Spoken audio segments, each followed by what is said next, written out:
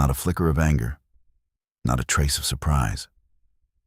Only calculation.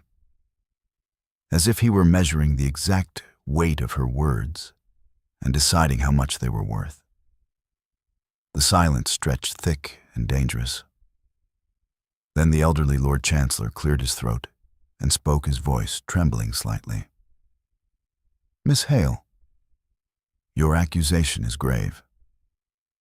But before we proceed, there is another matter that must be addressed."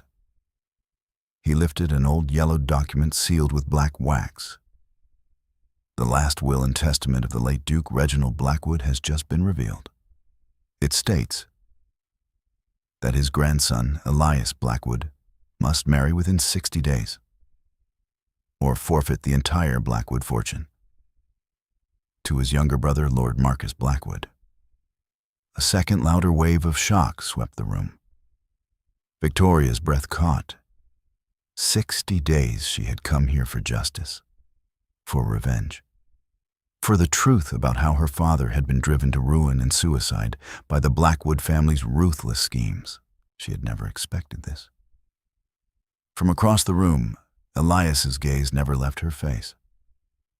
Something shifted in those cold gray eyes. Something dark, desperate, and strangely possessive. He rose slowly. The entire courtroom seemed to hold its breath. His voice, when it came, was low-controlled and dangerously calm. "Miss Victoria Hale." He let her name linger in the air like smoke. "Has just made the most interesting declaration of the year." A ghost of a smile touched his lips, but it never reached his eyes. "Very well. Since she is so eager to speak truth in this hall, perhaps she should become part of the solution." Victoria's heart slammed against her ribs. What was he doing? Elias took one step down from the dais, his tall frame cutting through the tension like a shadow. "I accept your challenge, Miss Hale. But I have one condition." He paused, letting the weight of his next words settle over the silent room. "Marry me." The words hit her like a physical blow. Gasps turned into outright cries of disbelief. Victoria felt the blood drain from her face. Her hands trembled at her sides. For one terrifying moment, the grand courtroom blurred, and all she could see was her father's broken body the day they found him. The letters of debt with the Blackwood seal. The nights her mother cried until she had no tears left. This man, this Duke, was the son of the very devil who had destroyed them. And now he wanted her as his wife. Elias's voice dropped even lower, meant only for her ears, yet somehow carried across the stunned silence. 60 days, Miss Hale. Help me keep what is mine. And I will give you the proof you seek. Every document, every secret. The full truth about your father's death. Victoria's mind reeled. She hated him. She feared him. And yet, in that single heartbeat, she understood. Her public accusation had just become the only weapon strong enough to force the most powerful man in London into a corner. And he had chosen her. Not as a bride, but as his last salvation. The air between them crackled with raw tension, unspoken fury, and something far more dangerous. Something that felt almost like fate. Because in that glittering, merciless courtroom, one reckless declaration had changed everything. And neither Victoria Hale nor Duke Elias Blackwood would ever be the same again. The heavy doors of the courtroom had barely closed behind them when the nightmare truly began. Victoria stood frozen in the dimly lit private chamber adjacent to the Hall of Justice, her heart still hammering from the public accusation she had just hurled at the most powerful man in London. Duke Elias Blackwood did not waste a single second. He placed a thick sheaf of papers on the mahogany table between them, the sound sharp in the heavy silence. "Sign it."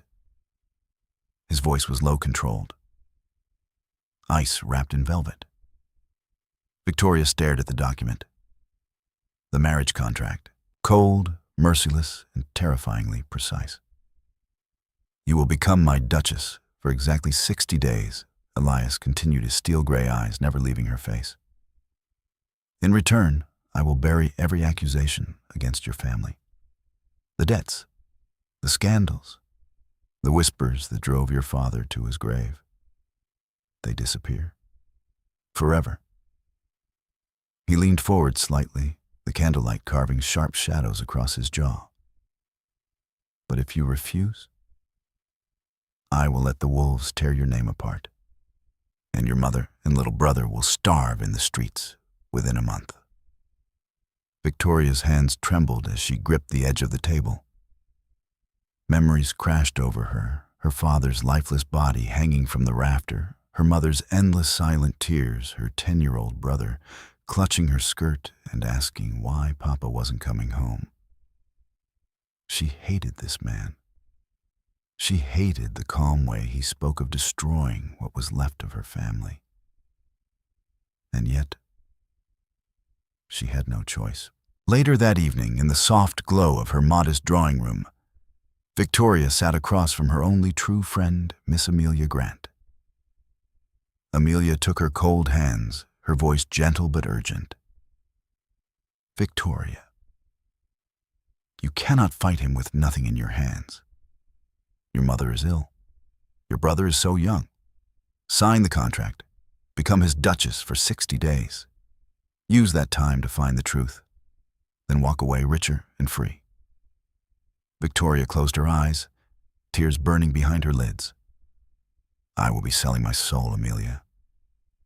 "No," Amelia whispered. "You will be buying your family's survival." 3 days later, the heavy carriage wheels crunched over the gravel drive of Blackwood Manor.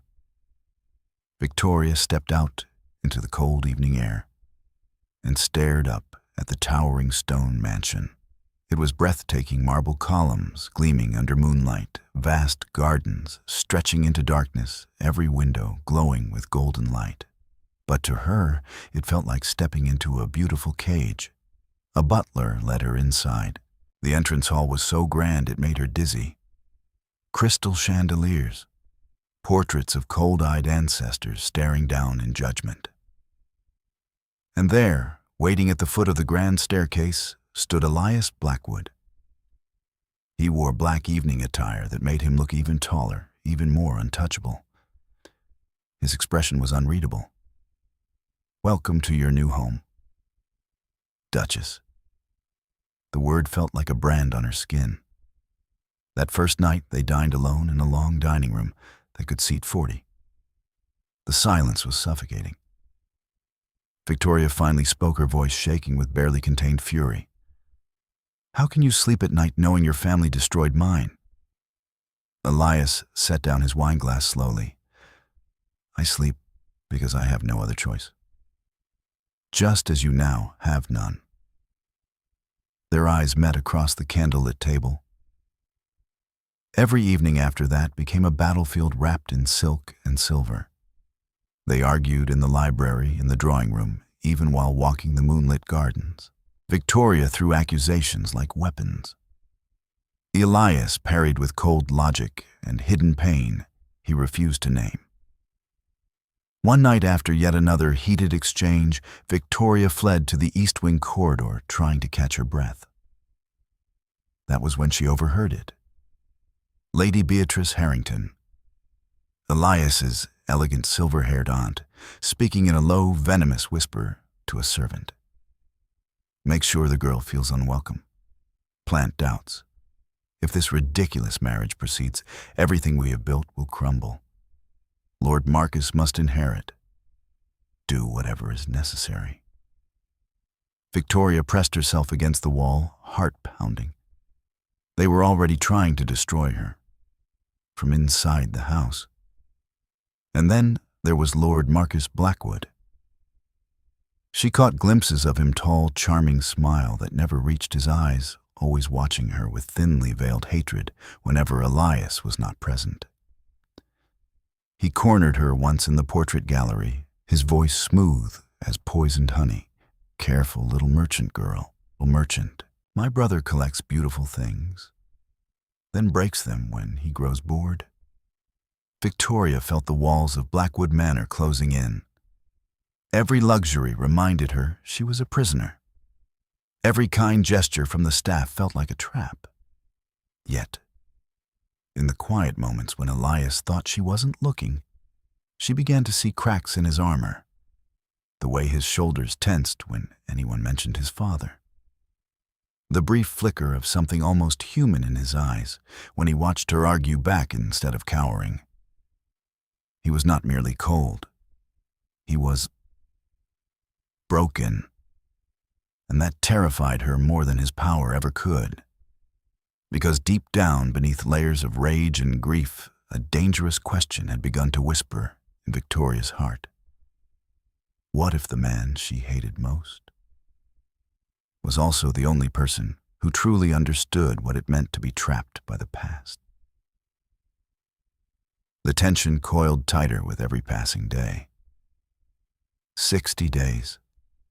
A marriage built on silence and secrets, and a hatred so fierce. It was beginning to feel dangerously like something else. The storm came without warning. Rain lashed against the tall windows of Blackwood Manor like angry fists, thunder rolling across the dark sky as if the heavens themselves were furious. Victoria could not sleep. Her mind would not rest.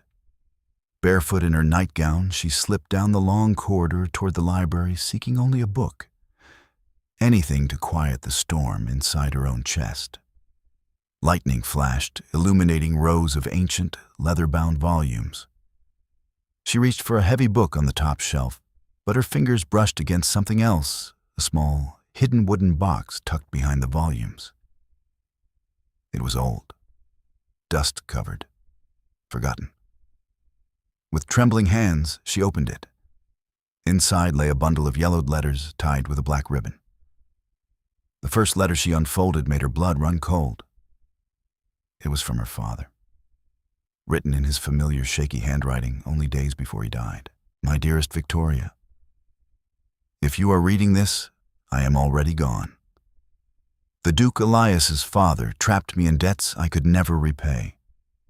He threatened to ruin us all unless I signed over everything. I chose the only way out I had left. Victoria's knees buckled. She sank to the cold marble floor as thunder crashed overhead. Not an accident, not bad luck. Murder by slow cruelty. The man who had destroyed her father was the father of the very Duke she was now bound to marry. Tears streamed down her face, hot and angry. Her chest heaved with silent sobs. She wanted to run, right now, out into the storm, away from this cursed house and the monster who shared its blood. But her mother's pale face flashed in her mind, her little brother's trusting eyes. She clutched the letters to her chest, shaking violently. Footsteps, heavy, measured. She looked up through blurred vision and saw him. Elias Blackwood stood in the library doorway, rain-soaked hair clinging to his forehead shirt, half unbuttoned, as if he too had been unable to sleep. His steel-gray eyes widened slightly when he saw her on the floor, the open box beside her. Victoria. He said her name like it hurt him.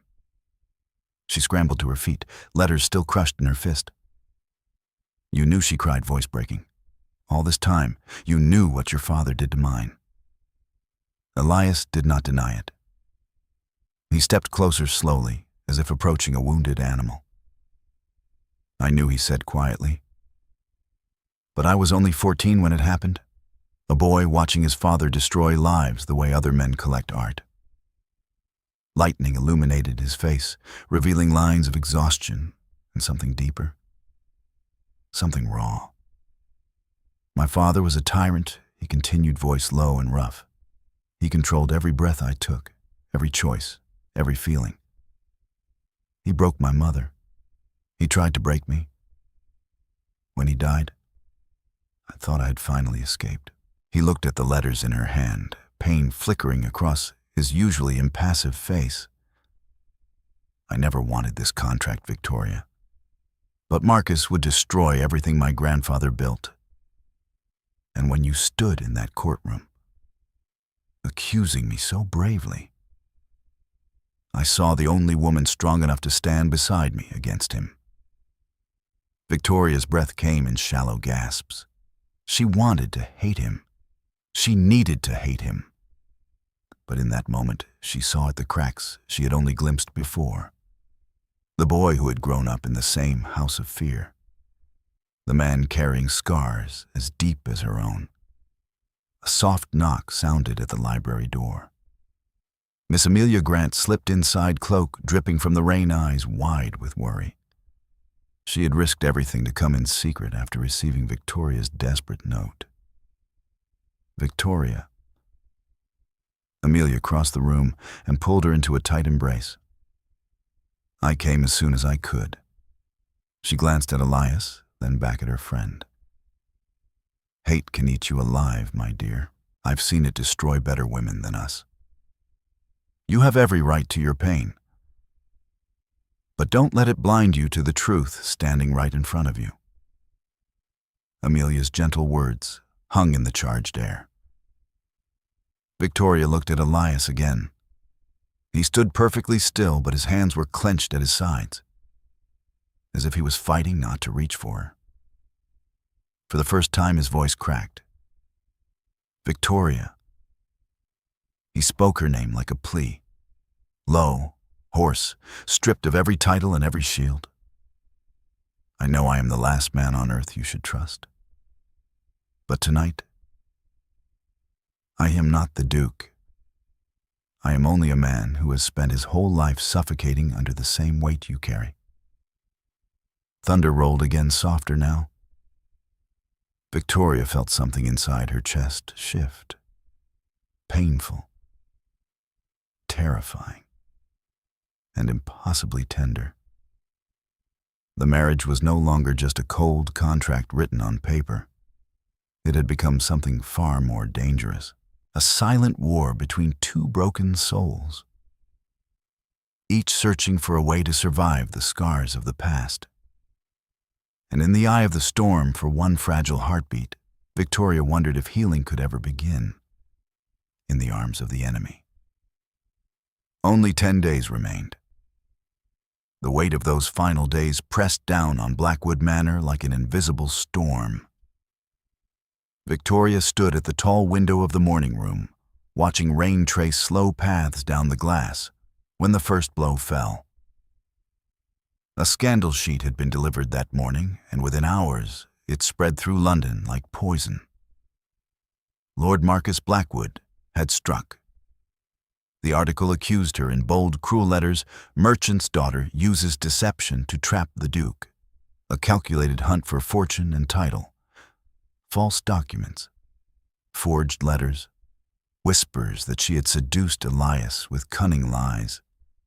The entire ton turned against her overnight.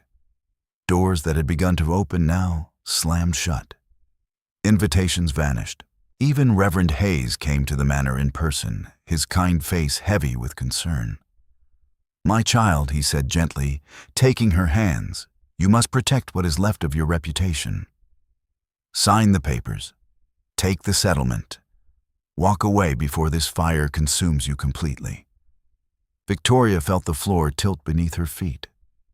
That evening, Elias found her in the dimly lit library, where their painful truths had first collided.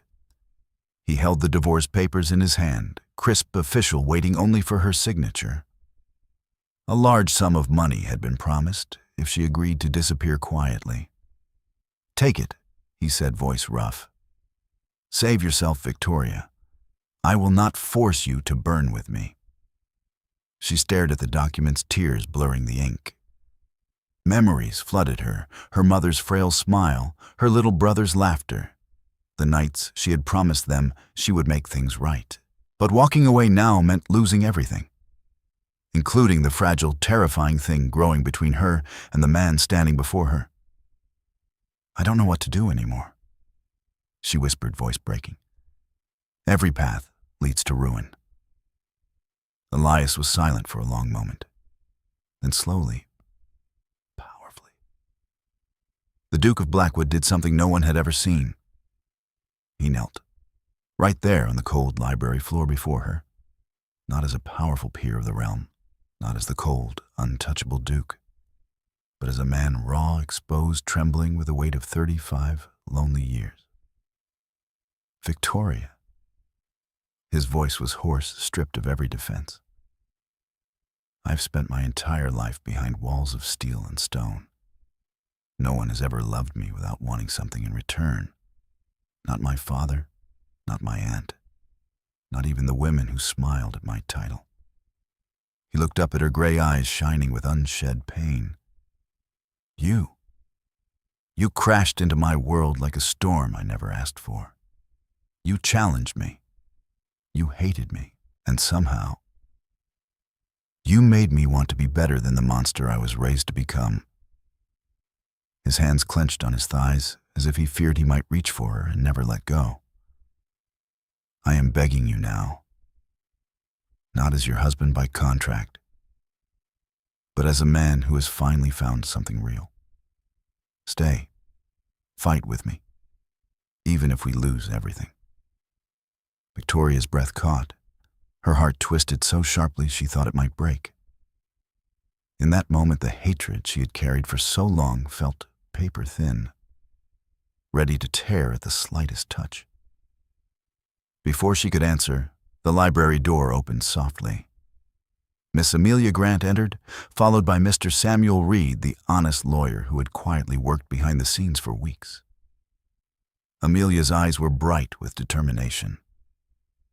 "We have proof," she said quietly. "Real proof." Mr. Reed placed a thick folder on the table.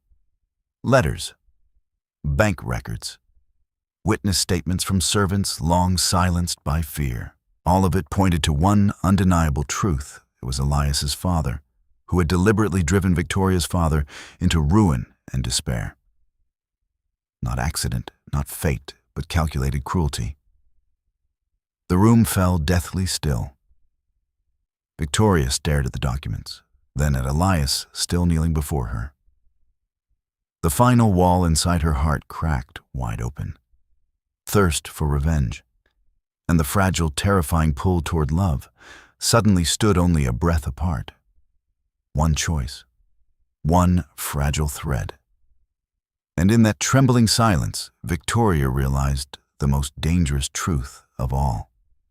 She no longer knew where her hatred ended, and her heart began. The grand ballroom of Blackwood Manor glittered under 1,000 candles, but the air felt heavier than any storm. This was the final night before the 60-day deadline, the last gathering before the reading of the old Duke's will.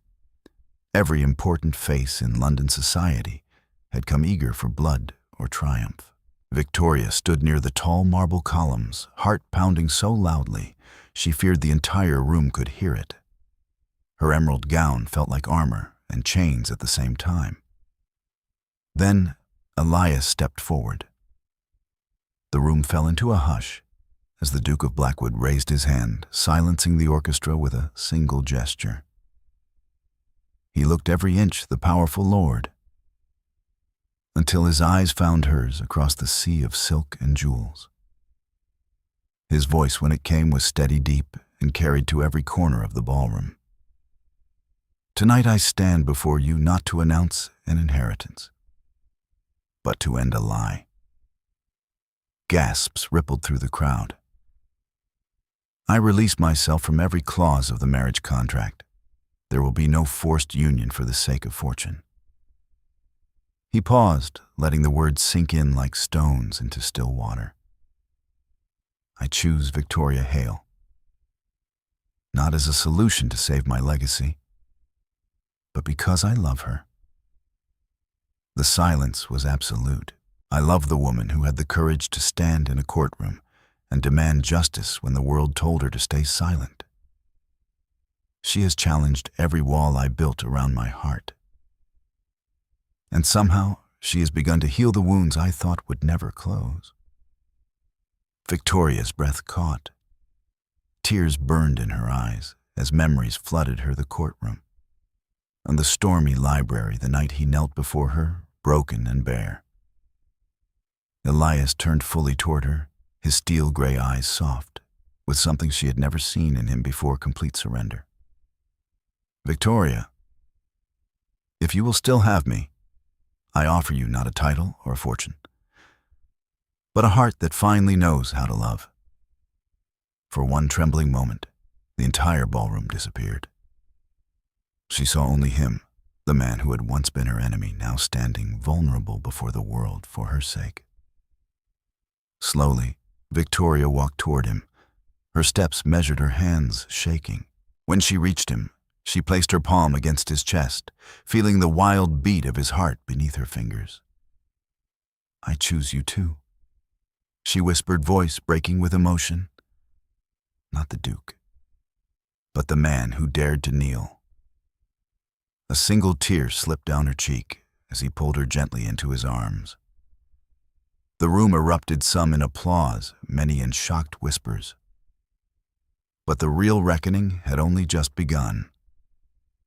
Lord Marcus Blackwood tried to slip away into the shadows, his face twisted with rage and fear.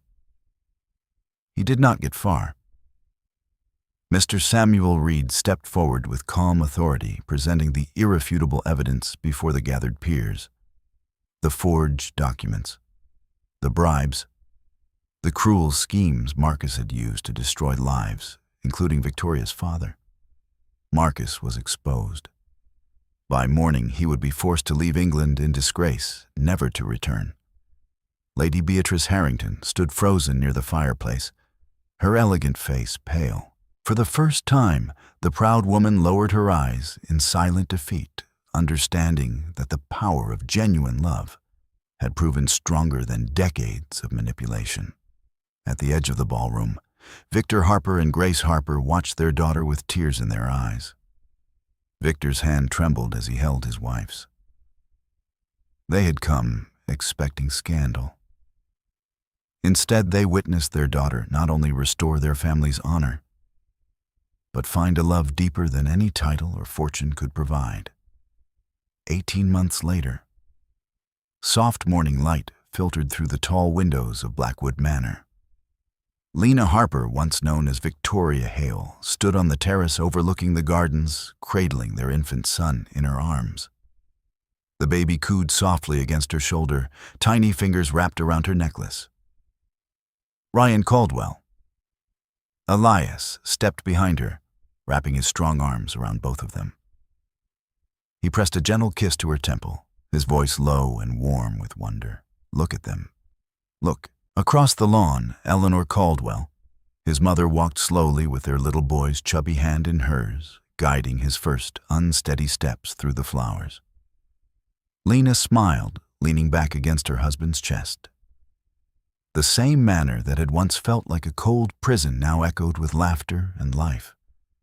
The wounds had not vanished overnight, but they were healing, day by day, heartbeat by heartbeat. In the quiet warmth of that morning, Lena understood the deepest truth of their journey. Courage in the face of injustice had not only brought justice, it had opened the door to a love powerful enough to mend even the most shattered hearts. And as Ryan held her closer, their son nestled safely between them, she knew with every beat of her healed heart that this was only the beginning of their forever. This story reminds us that daring to face injustice doesn't just bring justice.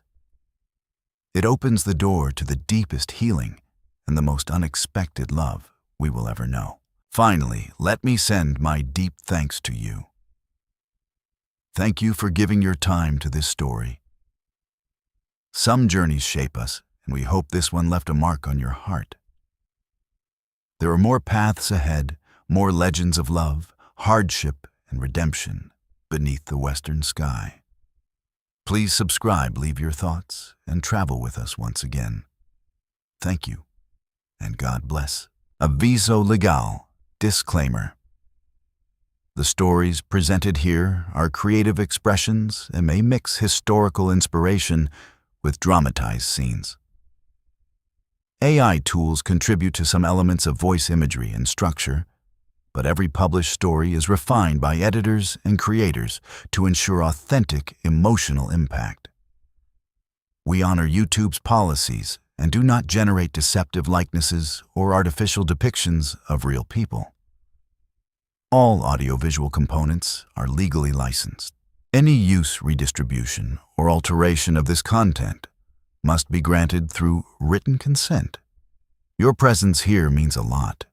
Thank you for supporting artistic storytelling.